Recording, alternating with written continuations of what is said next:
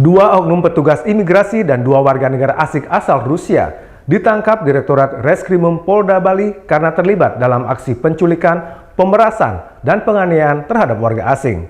Bermodus menagih hutang disertai ancaman terhadap korban akan dilaporkan ke pihak imigrasi dan dideportasi.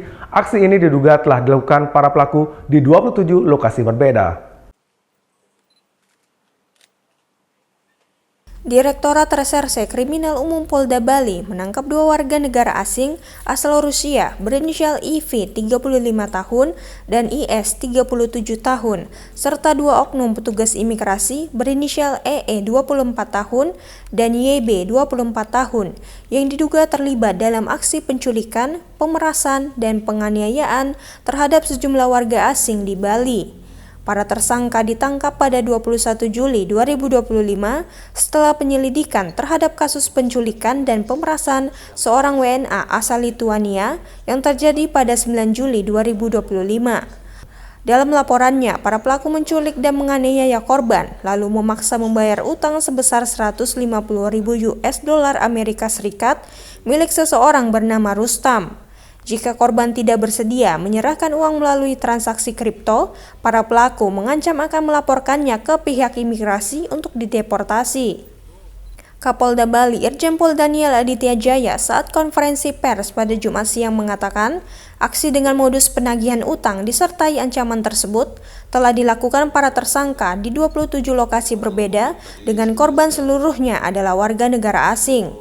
Aksi kejahatan ini tidak menutup kemungkinan para tersangka terkait jaringan narkoba, prostitusi warga asing, dan pencucian uang.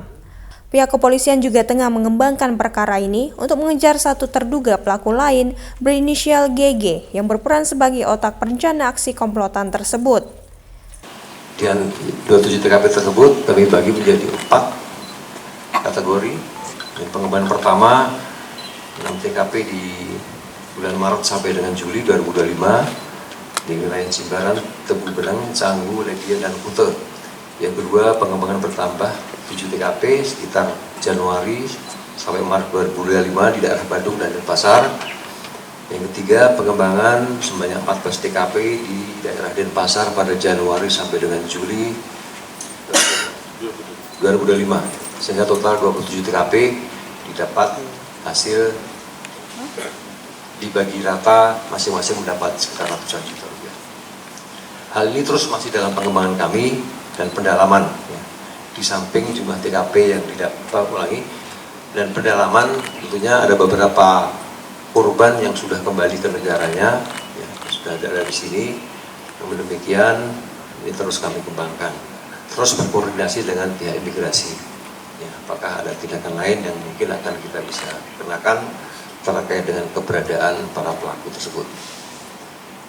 Kemudian diduga juga ada jaringan narkoba, prostitusi warga negara asing, serta money laundering dengan bulan YouTube. Semuanya dalam pendalaman. Ya.